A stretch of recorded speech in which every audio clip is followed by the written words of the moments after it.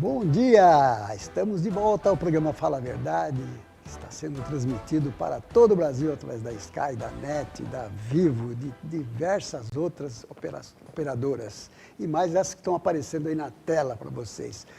Hoje tem aqui duas convidadas, uma para me ajudar a ancorar aqui.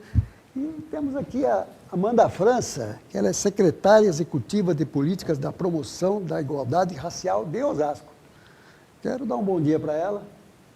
Obrigada, Bom Nilson, dia, pelo obrigado convite. pela participação. Bom dia a todos, bom dia, Carol. Bom dia a todos que nos assistem também. Isso. E aqui do meu lado, Carol Cerqueira, né? Já veio várias vezes no meu programa. Hoje ela vai dar uma ajudada aqui, porque ela entende mais do assunto do que eu. Não estudo muito o assunto, mas eu sei o que é igualdade racial, mas ela vai me ajudar em alguns temas. Bom dia, seja bem-vinda. Retorno ao programa. Bom dia, Nilson. Estou muito feliz de estar aqui de volta, mais uma vez participando com você e hoje de uma forma diferente, né? Eu gosto disso, então estou bastante feliz. Amanda, a gente tem desenvolvido esse trabalho juntas. Eu tenho certeza que vai ser um grande papo. Quem sabe vai ser um pontapé inicial para você? Quem sabe, né? Quem sabe? O futuro a Deus pertence, não é verdade? É verdade. Secretária, tua secretaria é nova, começou esse ano. É uma secretaria realmente que eu acho que sempre necessita em qualquer grande município, né? Que é a igualdade racial, tudo. E eu queria que você falasse um pouquinho a respeito desse assunto e a importância de estar à frente dessa pasta.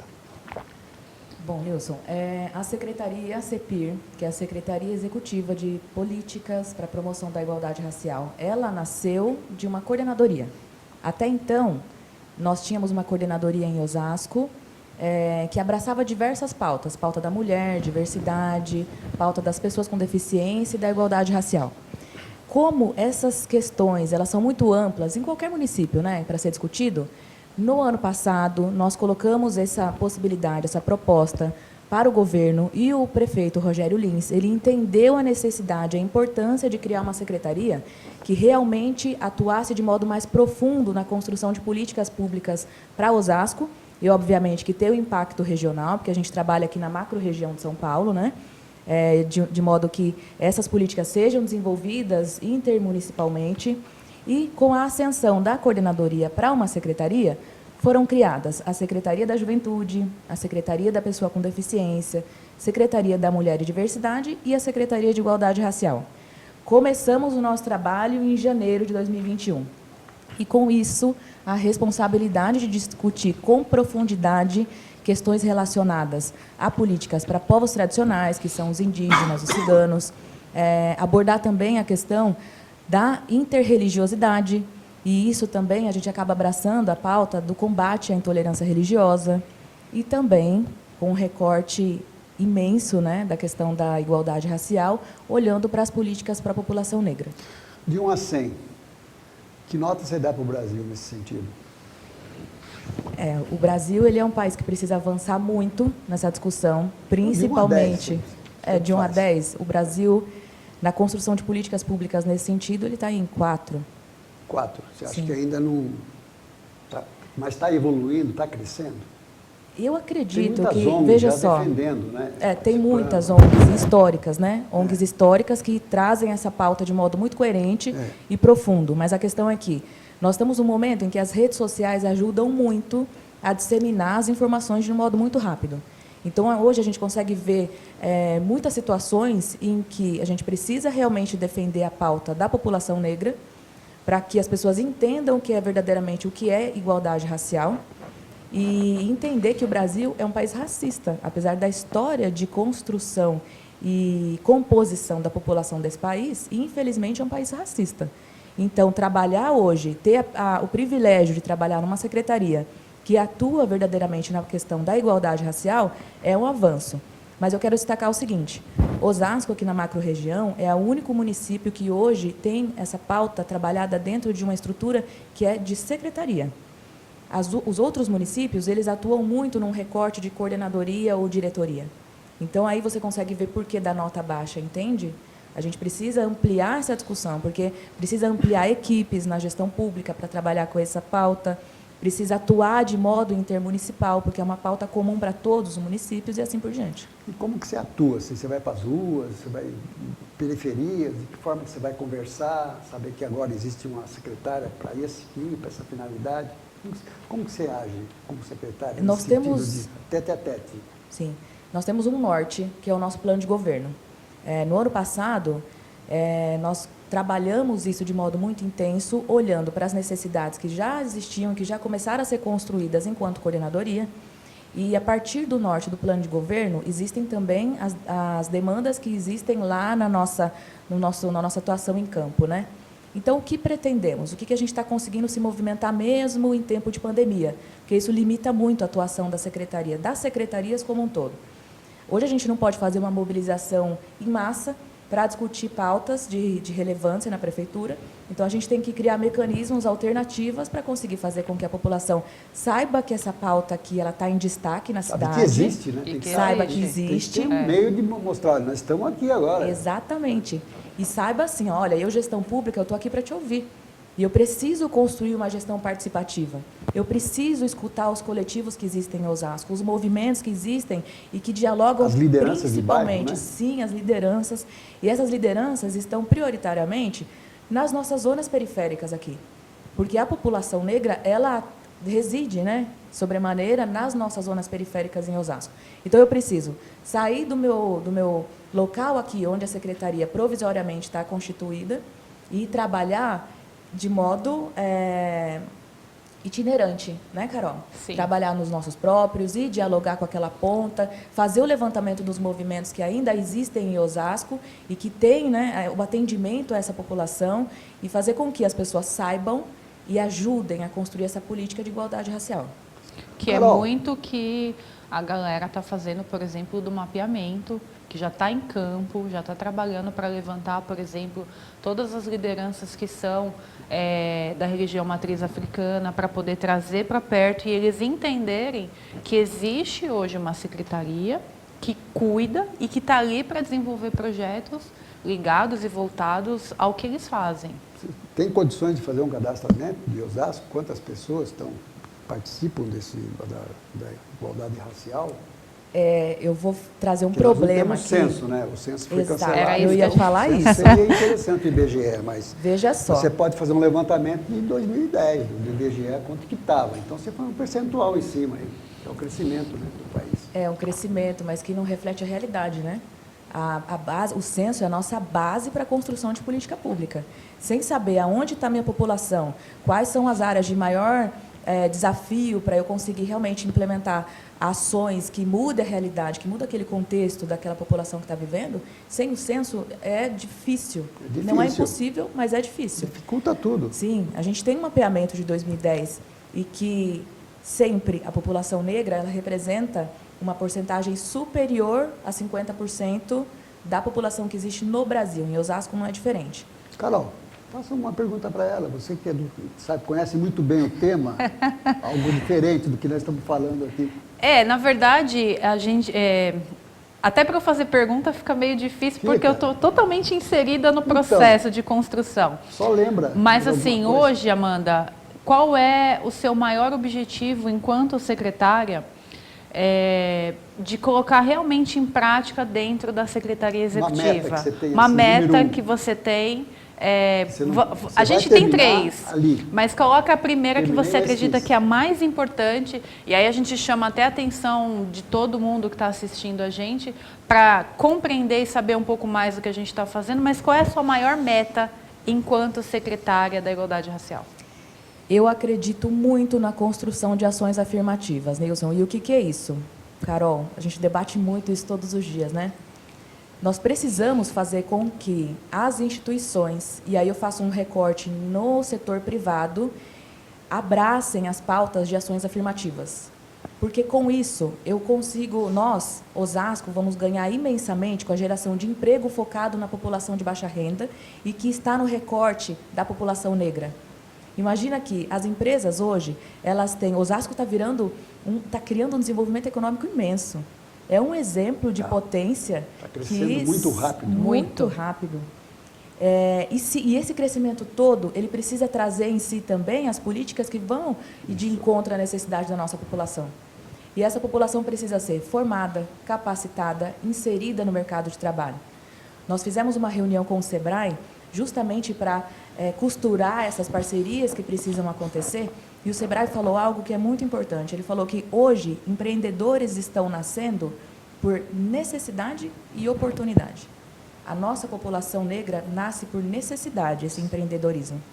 Então, nós precisamos ter uma gestão voltada com um olhar específico, com um olhar cuidadoso para a população empreendedora preta, que precisa ter o seu espaço no mercado de trabalho, e para aqueles que precisam ingressar no mercado. Os pardos também, né? Como? Os pardos também, né? As pessoas que Sim, ficam entre sim. branco e negro, que são os pardos que falam, né? São um moreno mais forte, que já é designado como raça negra. Exatamente, Verdade? já é colocado. É. Se a gente olhar para o nosso Brasil, na história do nosso Brasil, o pardo, ele faz parte da Muita população miscigenação negra. que nós temos no Brasil. Essa multiplicidade de cores, né, a tonalidade de cores, ela faz com que, às vezes, as pessoas, assim, elas muitas vezes não se enquadram, não se autodeclaram preto, porque, historicamente, ser preto estava vinculado muito àquele povo sofrido, àquele povo escravizado, e que precisava se distanciar disso. Então, na verdade, hoje a gente tem que ir ao encontro de uma política que faça com que a pessoa entenda que ela é preta e que assuma essa Exatamente. multiplicidade e essa ancestralidade que corre no sangue, né? Exatamente. É o que acontece, por exemplo, com a questão indígena, né? De não fazer autodeclaração que ele é indígena, justamente por conta de todo esse racismo que sofre. E aí eu já entro numa outra questão, até para a galera entender, Amanda, qual a diferença entre racismo e preconceito? Boa pergunta. Ótima, Carol. O racismo, ele se configura quando ele está direcionado para um grupo de poder e que ele traz uma situação de opressão para um grupo. Ofensa. Exato, para uma ofensa, para um momento em que você em que você sofre aquilo, você sofre aquela situação de humilhação, de diminuição, né, pela sua cor, justamente por conta daquele momento da sua ancestralidade e de você trazer características afrodescendentes e características que remetem à escravidão, de um povo que foi humilhado, de um povo que teve uma história sofrida, que se desenvolveu aqui no Brasil e que não consegue ter visibilidade nenhuma. Esse povo, principalmente, que se encontra hoje, que formou as zonas periféricas, os morros no Brasil, né? O Rio de Janeiro é um exemplo disso. Nós visitamos a cidade de Santos, que é uma cidade histórica que traz a história da colonização da população, dos colonizadores brancos que trouxeram, né, os negros para cá e que depois esses negros eles foram soltos, né, através da abolição da escravatura, e que eles não tiveram estrutura nenhuma para continuar a sua vida. Então, tiveram que ocupar morros, sem educação, sem direito à geração de economia financeira, para você ter o seu sustento, sua alimentação, sua saúde e assim por diante. Seriam os quilombos já autorizados na época, porque, na realidade, tinha os quilombos que era difícil do escravo fugir e o dono encontrar ele, então era muito escondido. Depois eles foram para as periferias, que seriam alguns quilombos, né? Mas que não poderiam mais... a verdade é que eles tinham comida. E a partir do momento que se tornaram livres, quem quis ir embora, foi embora, mas não tinha nem a comida mais. Então eles teriam que cuidar da vida deles como se fossem os índios mesmo, né? E o crescimento foi muito lento nesse sentido. Porque a escravidão até hoje existe. Não acabou, né? Não acabou.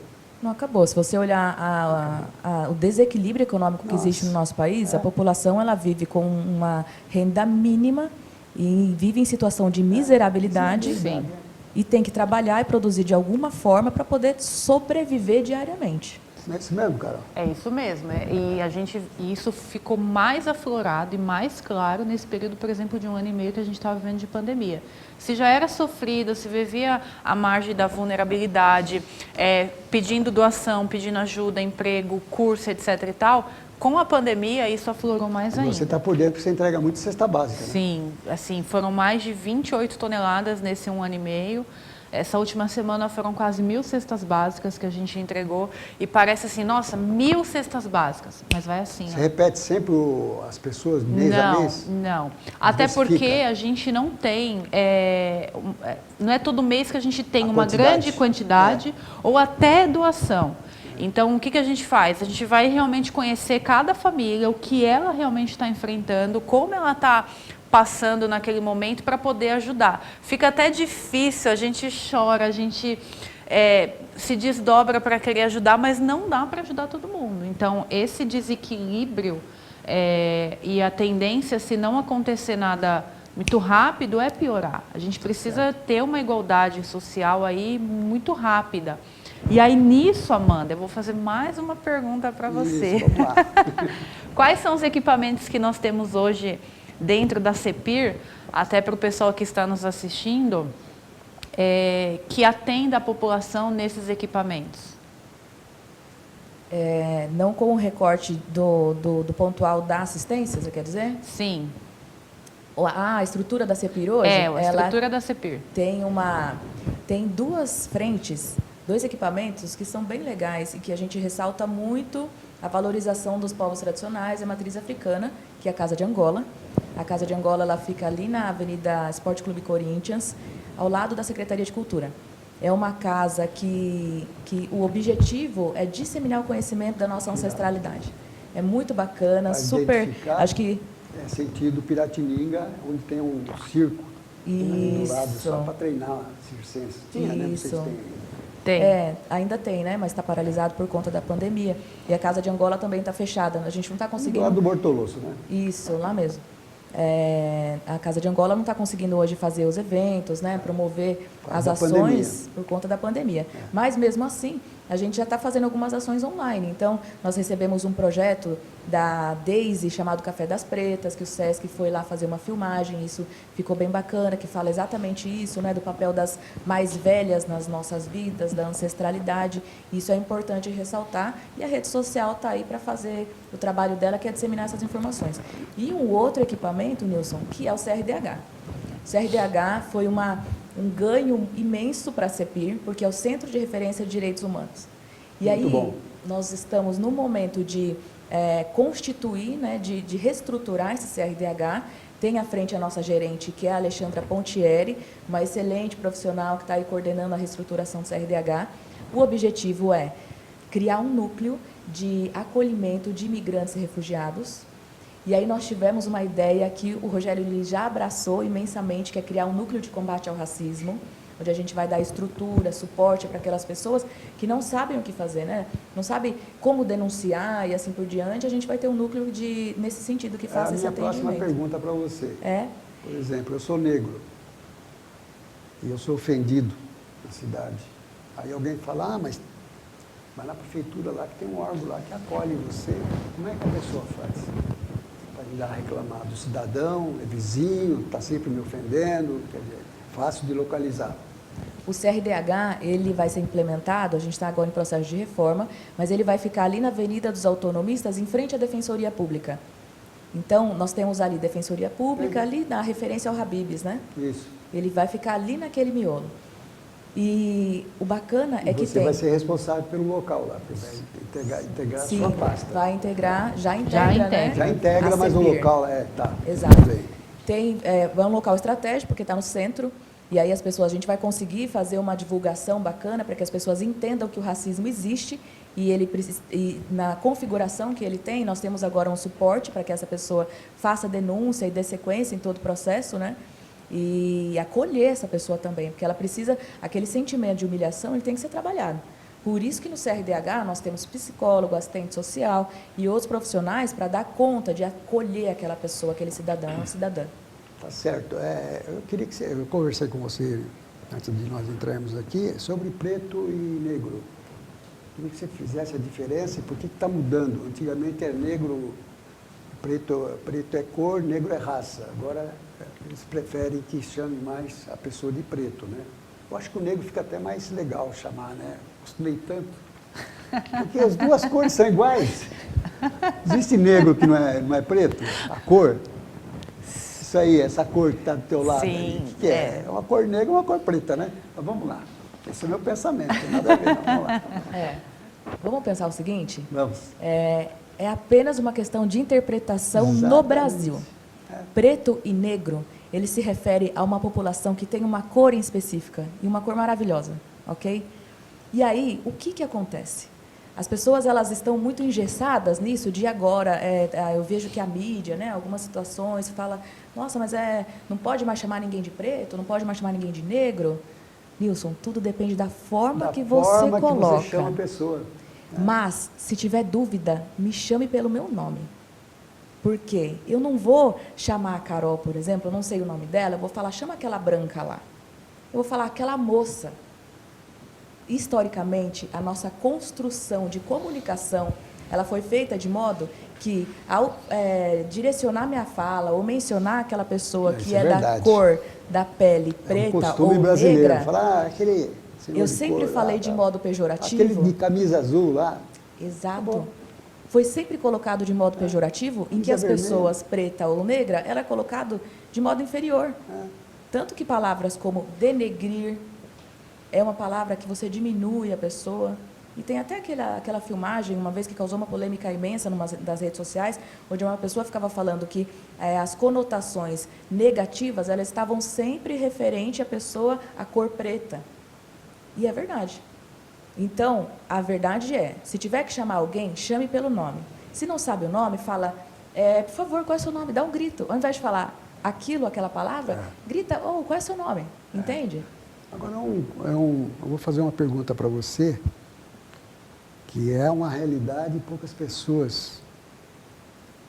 pessoas costumam aceitar, que é justamente sobre prisão.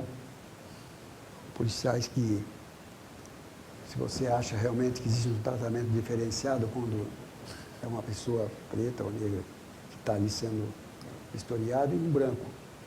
Isso é uma pessoa que tem poder financeiro maior do que o outro, mas ele é negro e é ignorado. Ao mesmo tempo que, se for o branco, identifica e tudo bem. Não é todo polícia que faz isso, mas a gente vê acontecer no Brasil muitas vezes. Aí, inclusive, teve o caso dos Estados Unidos, que foi uma coisa horrorosa. Os Estados Unidos não puniu lá o cidadão que fez porque ele queria punir, porque a manifestação nos Estados Unidos foi muito grande. Sim. E aqui no Brasil nós já tivemos várias vezes alguém filmando e mostrando realmente o tratamento. Nós tivemos um caso semana passada do rapaz da bicicleta, que ele tinha uma bicicleta diferente, super cara, e ele era negro, e ele é preto. Isso. E ele foi parado pela polícia e foi algo assim muito surreal que aconteceu com ele. Foi filmado, exatamente. Então. O que você pode dizer a respeito disso? Esse caso aconteceu inclusive num parque, numa área pública, onde ele estava praticando uma atividade física, e aí os policiais abordaram ele. A forma de abordagem, Nilson, já por si, já traz a violência. Isso. Nós temos que entender que existe uma questão que é o racismo estrutural e institucional, e o racismo, por todas as formas, é uma violência.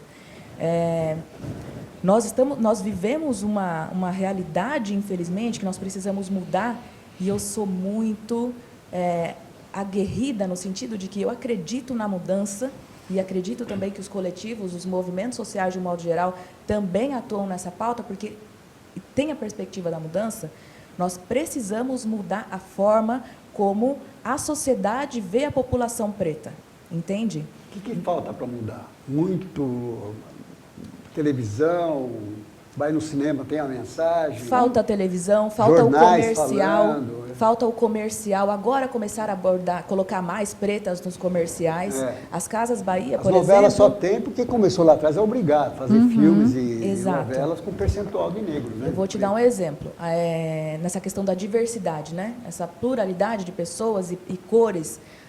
Algumas empresas estão colocando comerciais mais ousados e que, inclusive, abordam a pauta da homossexualidade. Homossexualidade entre cores, e não importa a cor que você tem que ter o respeito. Tem que ter respeito, E aí, quando nós olhamos para as nossas telenovelas, né, por que a população negra é sempre aquela que é a empregada doméstica? Isso. Ou se eu olho para o comercial, eu vejo o comercial que precisa alisar o meu cabelo. Eu não posso deixar ele do jeito que entende? Por que as maquiagens, elas sobremaneira são feitas para a população branca? Eu tenho dificuldade para achar maquiagem para a população preta. Coisa incrível, Entende? né? Então, a construção XXI.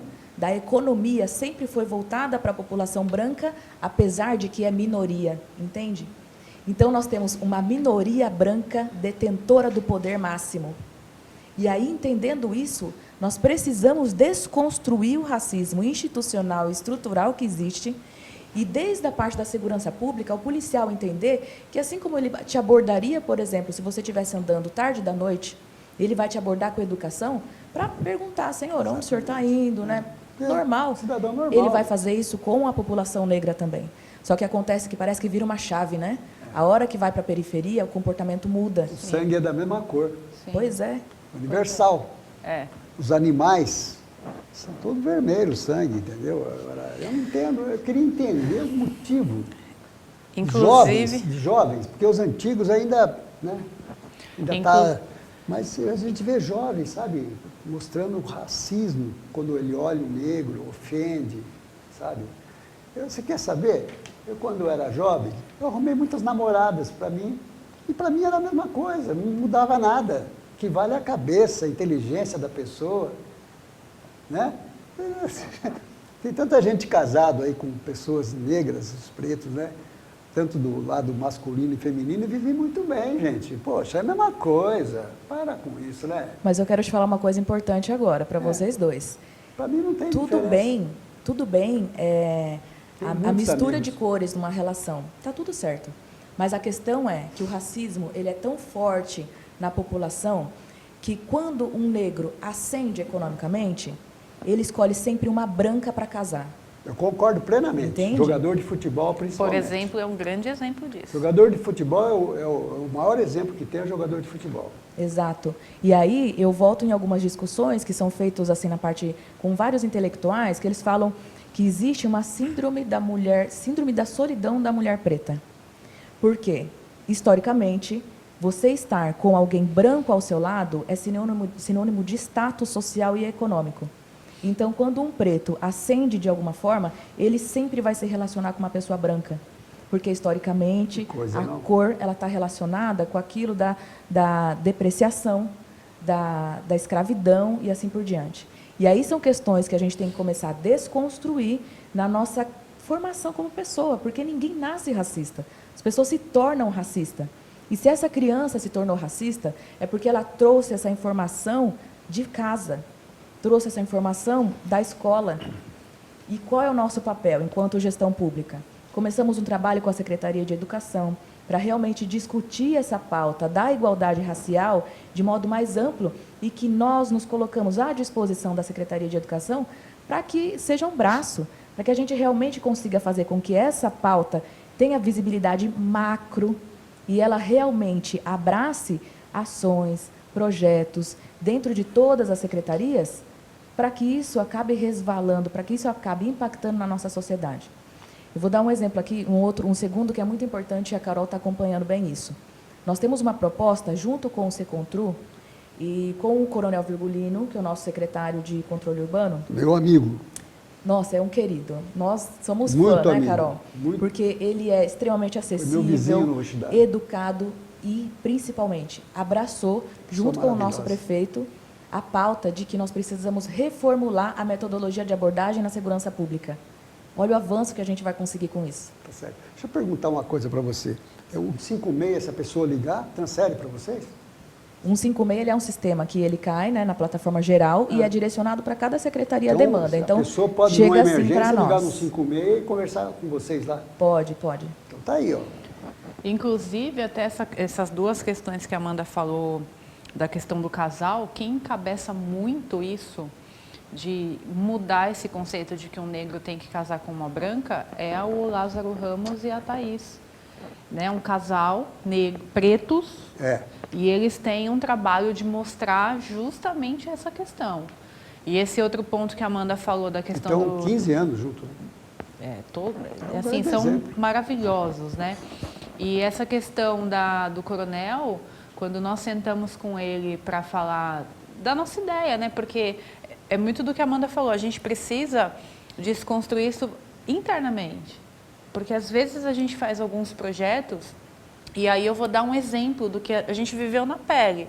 A gente desenvolveu um programa muito legal para o jovem preto de 18 a 25 anos, com a Secretaria do Trabalho, a Secretaria da Juventude e um parceiro que eu sempre falei aqui, até enquanto instituição, que ele é parceiro da gente também, que é o Alicerce Educação, que era o quê? Fazer o cadastro de 100 jovens pretos em vulnerabilidade, de algumas áreas específicas, até como um projeto piloto das secretarias, para colocar esse jovem para fazer um curso de capacitação de 6 meses e, após isso, ser encaminhado para uma entrevista de emprego numa grande rede, né, que é a Nubank, que abriu as portas para esse trabalho. E a gente ouviu internamente por que estava sendo feito só para a população preta. Mas eu, enquanto CEPIR, Amanda, enquanto CEPIR, não é que a gente tem preconceito, e aí entra a questão do preconceito com a população branca, mas a gente precisa desenvolver políticas públicas para a população negra, porque é a população mais afetada, ponto. Se você for numa periferia, o índice maior lá é o quê? Branco ou preto? É preto. Não, no Brasil inteiro. Não, sim, mas assim, se a gente pegar... É maior, são mais de 56% da população é preta no nosso país.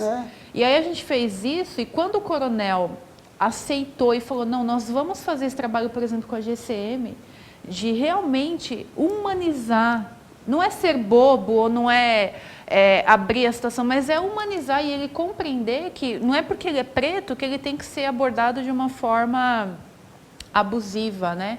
Semana passada eu coloquei um artigo na internet, que a gente faz muito essa questão, inclusive, das prisões injustas. 77% das prisões que a gente tem no nosso país é negro, é preto.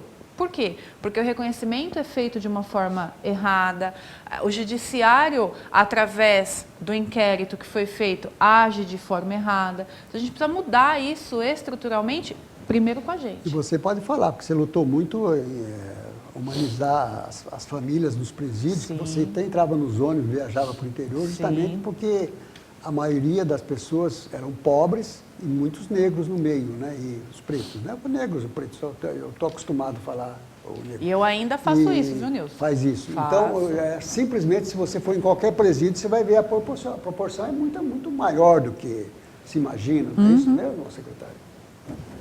A população... Logicamente que eu não estou defendendo, né? Para cometer o crime tem que ir preso, mas a gente não defende a proporção isso. É tão grande. Tem muitas pessoas aí que nós sabemos que são inocentes que estão presos, independente de cor. É que a forma de tratar, a gente tem um recorte econômico aqui, né, de classes que é muito intrínseca no Brasil, né? E nós sabemos que a população preta, ela está numa subclasse aqui considerada no Brasil. E ela, apesar de que fomenta a economia do nosso país de diversas formas, ela ainda assim é humilhada. Então, nós temos um sistema que já trata ela de modo violento e que, sem nenhuma situação de autodefesa, de defesa, ela é direcionada para um presídio e largada, entende? Você acha que, pelo fato da cor, o preto tem mais dificuldade para arrumar emprego? Uma concorrência lá no tipo do concurso, ou vagas, ele vai lá fazer a entrevista e você acha que é uma questão bem acentuada a decisão de quem está entrevistando, de falar, não, vou ficar com o outro? Tem vários relatos de diversas pessoas pretas que, enquanto elas colocavam a foto no currículo, elas não eram chamadas para participar do processo seletivo. Certo. Quando elas tiravam as fotos dos currículos, elas eram chamadas. E mesmo assim sofria, tinha o medo de chegar lá pessoalmente, presencialmente, e ainda não passar no processo seletivo, na continuidade, porque existia aquela situação que, de modo sutil, porque muitas vezes a empresa ela acaba deixando isso subliminarmente colocado, né? Ela não continua no processo por conta da sua cor. E aí, Nilson, qual é o recorte que nós trazemos em cima disso? Hoje a Secretaria ela tem feito diversas parcerias que são super importantes nessa questão de trabalhar as ações afirmativas. A Carol já deu um exemplo com a empresa Nubank, que nós fizemos esse recorte para jovens pretos periféricos, para fazer o processo de formação e depois inserção no mercado de trabalho através dessa empresa. E também a Rede de Mulheres que Decidem participou conosco agora, fez uma parceria com a gente para fazer um trabalho com mulheres pretas empreendedoras, para formar, capacitar e dar todo o direcionamento e caminhos para essa mulher realmente conseguir construir o seu campo solo aqui econômico, entende? E é o que eu falei, é uma questão agora de essas empreendedoras, elas nascem pela necessidade, estão nascendo cada vez mais. E nós precisamos de ações afirmativas que abracem essa situação e deem, no mínimo, a gente, no mínimo, busque o que nós procuramos, que é a equidade. Você acha que nós temos um bom exemplo aí de uma mulher dona de uma rede de lojas no Brasil todo, a Luísa, e ela decidiu que contrataria um percentual muito maior de negros e pretos, né? Sofreu, hein? E, no fim, parece que entraram na justiça e ela foi obrigada a retroceder. Ela sofreu muito, né? Sofreu. Ela sofreu muitas críticas com isso. Foi. A ousadia da Luísa é extremamente grandiosa, porque nós precisamos que as empresas, elas partam de uma ação que isso se torne tão comum, a contratação de pessoas pretas, que não precisa mais ficar abrindo vagas específicas para a população. E aí é o nosso sonho de equidade. Foi obrigado a ter cota nas universidades. Sim, obrigado a ter cota. Então, veja só, nós vivemos num país racista que a gente precisa ter a obrigatoriedade de cota. E agora a gente está trabalhando por ações afirmativas para que essas pessoas tenham o mesmo direito de trabalho, o mesmo direito de desenvolvimento econômico e assim por diante. Eu vou te dar um exemplo de uma ferramenta antirracista, Nilson, porque não basta ser contra o racismo. A gente tem que ser antirracista. O SUS é uma ferramenta antirracista. Ele é uma ferramenta de acesso público em que mais de 80% da população que busca o SUS são pretos. E ele dá a condição daquela pessoa ter uma saúde, um atendimento de saúde e ter um acompanhamento. Por mais que hoje, eu não estou querendo fazer o recorte aqui das falhas do SUS, questão de disponibilidade de médico, dificuldade com consulta, isso realmente tem que melhorar. Mas a questão é que o Brasil tem uma ferramenta antirracista, que dá um acesso universal para a população preta ter o direito à saúde e qualidade de vida nesse sentido. Entendeu? Entendi. Qual é a importância? E mais uma vez aqui parabenizar o prefeito Rogério Lins e toda a equipe, né, em construção dessas 4 novas secretarias, mas a CEPIR, ela está inserida em todas as secretarias, porque a gente tem uma maior população que vive em vulnerabilidade, a população preta, povos que são marginalizados, que sofrem o racismo estrutural desde sempre. Então, quando ele cria essa secretaria, ele dá oportunidade para a gente ter voz para criar as políticas públicas para toda a população. E aí buscar tanto essa equidade que a gente tem falado e tem desenvolvido todos os dias, que não é fácil. A gente fez até uma reunião essa semana, aliás, acho que foi essa semana, né, com o pessoal da cultura, que a gente estava falando sobre isso. Sobre essa questão que a gente precisa melhorar muito e conhecer e ter conhecimento. E eu sou uma pessoa que eu aprendo todos os dias. Eu me lembro que quando eu entrei na CEPIR, a Amanda me deu um livro para ler, que eu nem devolvi ainda esse livro para ela, porque às vezes quando eu tenho dúvida eu vou lá ler de novo. E porque ela falou, você vai entender o que é o racismo. Porque a gente tem uma ideia, e eu confundia muito racismo com preconceito, preconceito com racismo, e não é. Hoje a gente está aprendendo um pouquinho mais aqui. Então, eu estou muito feliz de fazer parte da CEPIR, de estar junto com toda a equipe, que é uma equipe pequena, mas é uma equipe que tem aí trabalhado todos os dias. Todos com a mesma finalidade, né? Com a mesma finalidade. Isso é muito importante, né? Isso tem sido, assim, fantástico, a ideia é fantástica. E, claro, você ser a primeira, né, cidade que tem essa secretaria e que está fazendo essa interlocução com todos os outros municípios, a gente já está muito avançado nesse sentido. Interreligiosidade. Até anotei aqui esse termo. Por favor. Só uma correção, as outras cidades, algumas já tinham suas Isso. secretarias, né? É que aí, ao longo do tempo, e por questão de prioridades orçamentárias, né, dentro da gestão pública, o que era secretaria, às vezes, agora, muitas vezes, voltou a ser uma coordenadoria, foi reduzida a coordenadoria. Mas que acredito muito na pauta intermunicipal, e essa questão de desenvolver políticas públicas intermunicipais só vai fortalecer, Nilson, essa questão da igualdade racial. E aí, a interreligiosidade, né? A CEPIR, ela nasceu também com o olhar voltado para os grupos de minoria, e aí a gente faz o recorte das religiões de matriz africana. Então, muitas vezes fica aquela pergunta, onde estão, né? E por que esse público em específico, ele sofre tanto racismo e sofre tanto preconceito? Porque a polícia, ela não invade uma igreja evangélica ou uma igreja católica. Quando existe algum ato de invasão da segurança pública, ela vai invadir sempre um terreiro de candomblé, de umbanda e as outras religiões que têm essa vertente de matriz africana. Eu acredito que a falta de conhecimento gera violência. E quando a gente não conhece com profundidade algo, a gente sempre fica na defensiva, Nilson. Então, fica o meu convite no seguinte sentido. E se conhecêssemos mais a cultura da religião africana e que o Brasil trouxe e que faz parte da construção da nossa ancestralidade?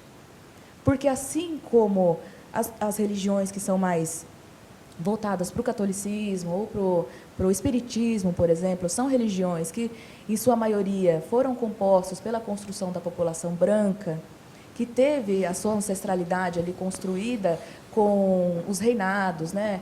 As situações de colonização, a colonização europeia que veio aqui para o Brasil. Por que a gente não conhece, então, a religião de matriz africana? E eu sei um pouquinho o que significa cada situação. Eu vou saber qual é o significado do toque, eu vou saber o significado das roupas, o significado daqueles colares que se chamam guias. E aí o conhecimento gera propriedade e ele faz com que caia a violência. Vá para a Bahia, viu? Você que está nos assistindo. Lá você vai ver o que ela está falando, de que forma que existe lá. Exatamente. Salvador. E tudo começa pelo respeito, né? Então... Vai lá no Pelourinho, tudo 100%. Lá não tem esse tipo de contestação. Porque isso mesmo. Lá realmente a tradição do nosso país é a Bahia, né? Então vai lá conhecer, vai lá para você ver como funciona. As pretas andando com aquela roupa branca, né? Tradição lá da África, né? Fazendo acarajé, tudo, e dando aquele belo sorriso para você, te atendendo com muita simpatia. Entendeu? Então o que você está falando é verdade. O que falta para nós aqui é a união. É a união em torno de todos esses temas que nós estamos falando aqui. Porque se eu vejo alguém fazendo alguma coisa errada, eu não vou falar nada, porque eu estou correndo risco. Você não sabe quem é aquela pessoa, você entendeu? Mas é uma coisa assim que vai ser muito difícil de ser resolvida, porque o problema já acontece na escola. Desde quando o menino entra na escola, já tem alguma coisa de preconceito, sabe? E não muda, não vai mudar tão rápido. Infelizmente, mas temos que tentar. Eu acredito. Não esmorecer. É verdade, Nilson. É por isso que a lei, tem uma lei que é a 10.639, ela trata especificamente da abordagem na escola sobre a cultura afro-brasileira. E aí isso passa por diversos aspectos, inclusive da cultura de matriz africana e como que isso se configura aqui no Brasil. E essa questão é importante destacar que a pauta da intolerância religiosa é uma pauta que nós temos em si, lá na Secretaria, na CEPIR, e nós trabalhamos também com o combate à intolerância religiosa em todas as religiões. Como, por exemplo, aconteceu aquele caso, Carol, lá a invasão da paróquia lá dos Remédios. Foi muito triste, nós fizemos uma visita lá na paróquia, o padre Amauri nos recebeu e ele explicou, né, o que tinha acontecido. Imagens seculares, elas foram quebradas, e aí ainda bem que conseguiu, né, uma restauração. Foram menores que fizeram aqui, né? Foram menores que fizeram. Então, assim, a intolerância religiosa, ela pode acontecer em qualquer religião.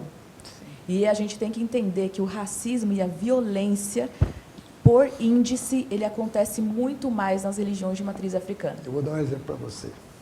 Todas as pessoas gostam de feijoada. E a feijoada veio de onde? Quem que criou a feijoada? Por que criou a feijoada?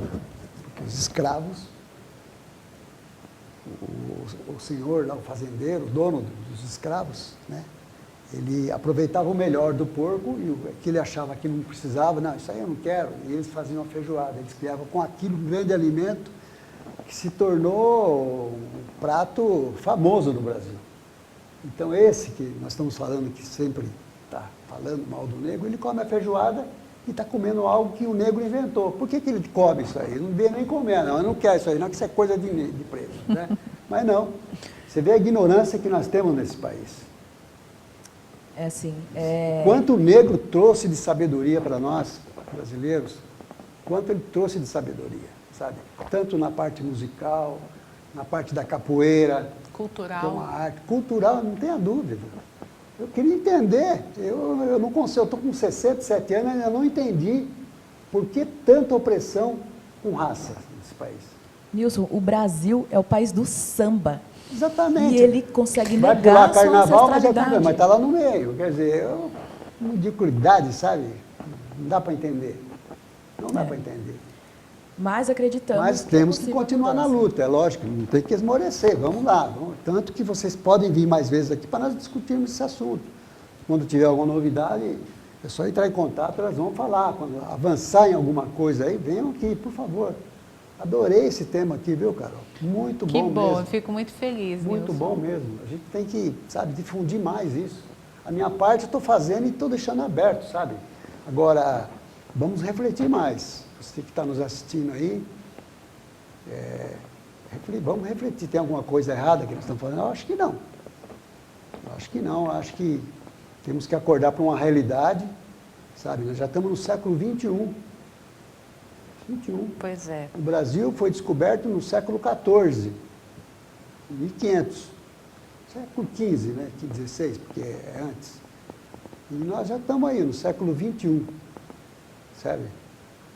500 e poucos anos de descobrimento do Brasil, acabaram com os índios desse país, que o índio que era o dono desse país, o verdadeiro dono do Brasil eram os índios, né? E hoje são massa de manobra, inclusive, em terras indígenas que são deles, São que deles. vão lá tirar o tesouro que eles têm lá, ouro, outras coisas mais. Então é uma coisa assim que não, tem que ser, sabe, tem que levar a sério essa situação. Eu acho que o exemplo de Osasco tem que ser para outras prefeituras, tem que ser uma secretaria mesmo empenhada nisso. Porque tem que ser uma pessoa que decide, eu sou o secretário e decido. Agora, se fica refém do secretário, que talvez seja do meio que nós estamos falando aqui, nunca vai resolver. O prefeito pediu tal, você vai lá, não. Só maquiagem. Você não resolve. Resolve é atitude. Tomar atitude e fazer. É o que você está fazendo aí. Parabéns. Só posso dar os parabéns para vocês aí. Tá bom? Nós temos ainda 7 minutos para a gente conversar aqui. Tem alguma coisa que você queira falar? Fica à vontade. O programa é de vocês, não é meu não. Obrigada. Eu acho que vale a pena destacar que nós estamos trabalhando intensamente nas pautas da Secretaria e já começando a planejar um Novembro Negro que seja realmente de impacto em Osasco e que não aconteça só em novembro. Porque se, afinal de contas, a pauta da igualdade racial a gente tem que trabalhar todos os dias, como é que eu vou fazer? Dar o destaque, né? E Osasco só não é feriado, quando né? vem. Ainda não. É porque Mas a dizem que, pela Constituição, o município só pode ter 2 feriados municipais. Nós temos os 2. Da Emancipação, de Osasco, e do Santo Antônio, que aconteceu agora.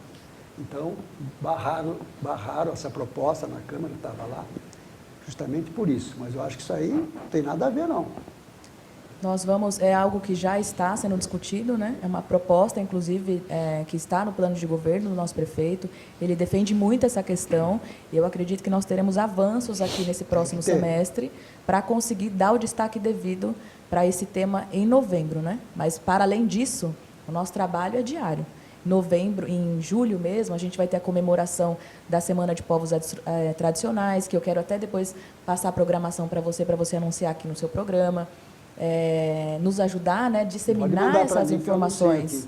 Porque é importante, se as pessoas souberem, se você entende, e é muito rico isso da sua parte, e entender a importância de discutir essa pauta e a serenidade do diálogo, a construção do diálogo, é um diferencial, Nilson. De verdade, estou muito feliz por estar participando aqui de um momento como esse. Meu programa sempre foi assim, aqui fala a verdade mesmo, não tem essa de, sabe? E fica também o nosso convite para você que está nos assistindo, que é de algum grupo, né, que encabeça algum grupo relacionado à pauta, nos procure. Porque que faça algum movimento no bairro e tal, é só procurar. Exatamente, nos procure para a gente poder unir forças. Liga 156, conversa com alguém lá. Você está lá na prefeitura mesmo, a tua pasta está fora da prefeitura? Nós estamos provisoriamente na rua Salem Brechara, 407. Ali, no início da Primitiva lá em cima. Isso. Faço o Estoril, já muda o nome, Salem Brechara. Número? Número 407. Tem placa lá na frente? Não. Tenho as cores, né? Da laranja. Você descendo do lado direito ou esquerdo? Isso. Do lado direito. Descendo do lado direito, tá. Bem na esquina. Mas provisoriamente, depois nós vamos nos mudar ali para frente da prefeitura. Mas o importante é o 56. Então, e hoje, o 56 hoje não está funcionando mais quase telefones que você tem aí da antiga, tinha linha. Porque quando você discava um 56, ia para São Paulo. Isso. Então você tem um app agora na internet que você baixa, põe lá, 156 Osasco. Ali você vai poder se comunicar imediatamente, não é isso mesmo? É assim. Então, deixa eu aproveitar. Agora está na internet. Você me lembrou de algo muito importante, Carol. Nós acreditamos muito na construção da gestão participativa. E em que momento estamos? Nós vamos abrir as eleições para o COMPIR, que é o nosso Conselho Municipal de Promoção da Igualdade Racial.